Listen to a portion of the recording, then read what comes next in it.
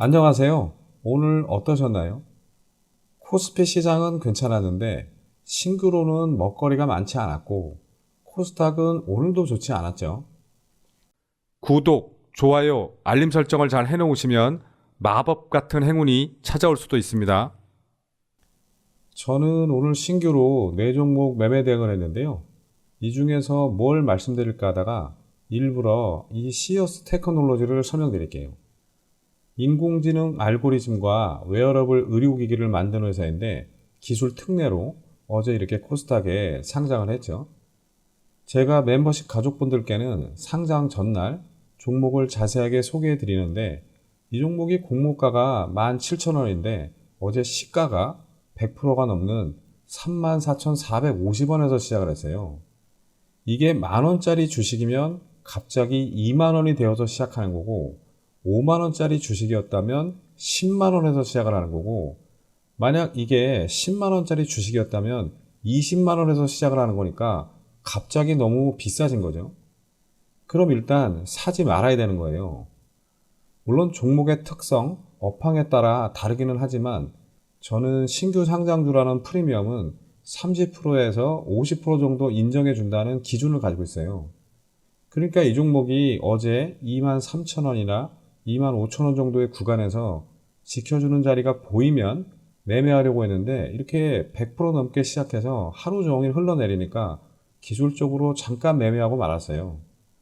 그런데 어제 이렇게 하루 종일 흘러내려서 2만원도 깨고 내려와서 아래 꼬리도 거의 없이 종가는 18,500원, 공모가 대비 8.6% 정도로 마감했어요. 그런데 문제는 어제 거래 대금이 5,700억이 넘게 터졌고 우리 시장에서 개인들이 가장 많이 매수한 종목 두 번째가 바로 이 시어스 테크놀로지였어요. 그럼 수많은 개인 투자자들이 이 종목에 물려 있다는 거죠. 그래서 너무 안타깝기는 한데 저는 세력들 입장에서는 주가가 많이 싸졌으니까 오히려 매수를 해볼 만하다고 생각했어요. 그래서 오늘 그런 마음으로 매매를 했어요. 분봉으로 매매 내역을 보시면 이 종목이 아침에 마이너스 3.35% 개파라고 시작해서 올리는 척 하다가 이렇게 내려오더라고요. 그래서 공모가가 17,000원이니까 우선 17,500원에 천주 매수 대기를 걸어놓고 17,000원까지 내려오면 마이너스 3% 정도 되니까 빨리 손절을 하던가 아니면 더 잡으려고 했는데 여기 걸어놓은 게 체결이 되고 17,430원까지만 내려오고 하락이 여기서 멈추더라고요. 그래서 좀 편안하게 지켜보고 오늘 수급이 없으면 내일쯤 들어오겠지 이렇게 생각했는데 10시 넘어서 굉장히 강한 수급이 이렇게 들어오더라고요. 그리고 시가도 돌파하고 이렇게 전일 종가도 돌파를 하길래 일단 수익률 7% 넘을 때 30%는 매도하고 그 다음에 VI를 확인해 보니까 19,670원이길래 그 밑에 걸어둘까 했는데 바로 그냥 VI에 들어가더라고요.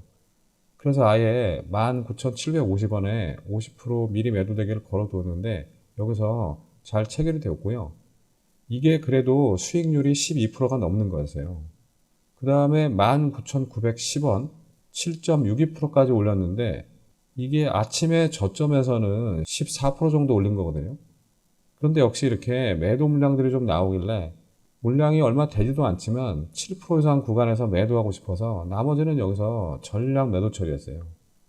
이후에 상황 봐서 다시 잡을까도 생각했는데 전일 종가 그리고 시가도 차례로 깨고 내려와서 이렇게 하루 종일 횡보하다가 결국 종가는 17,420원 마이너스 5.84%로 마감하더라고요. 이 채널 구독자분들 중에 그러신 분들은 없을 거라고 생각합니다만 주식 투자에서 제일 위험한 게 단타고 단타 중에서도 제일 위험한 게 신규 상장주예요. 신규 상장주는 기준이 없기 때문에 공모가라도 기준을 가지고 매매하셔야지 너무 비싼 상태에서 매수하시면 안 돼요. 아시겠죠? 그 다음 시장 특징주 좀 보겠습니다. 오늘 우선주를 제외하고 5종목이 상한가에 가는데요. 이 중에 에이프릴 바이오만 말씀드릴게요. 바이오 의약품 개발 기업으로 미국 신약 기업에 6,500억 규모 기술 수출을 할 거라는 소식에 오늘 이렇게 상한가까지 갔는데요. 보도에 따르면 미국의 신약 개발사 에보뮴을 대상으로 자가염증 질환 치료제 APB-R3를 기술 이전했다고 공시를 했는데요. 2021년 이후 두 번째 기술 수출이라고 하죠. 일봉을 보시면 지난 12월과 그리고 올해 3월에도 이렇게 기술 수출 기대감에 시세를 크게 주고 이후에 거래량 없이 이렇게 등락을 거듭하다가 오늘 좋은 소식으로 불을 뿜으면서 역사적 신고가로 들어갔죠. 거래대금은 590억 넘게 나왔고 분봉을 보시면 아침에 살짝 갭상승으로 시작해서 야금야금 이렇게 8% 정도 올렸다가 살짝 내려와서 이렇게 하루 종일 횡보하다가 오후 들어서 다시 야금야금 상승하다가 장 막판에 갑자기 들어 올려서 상한가에 들어갔죠. 앞으로 어떻게 움직일지 지켜보시기 바라고요.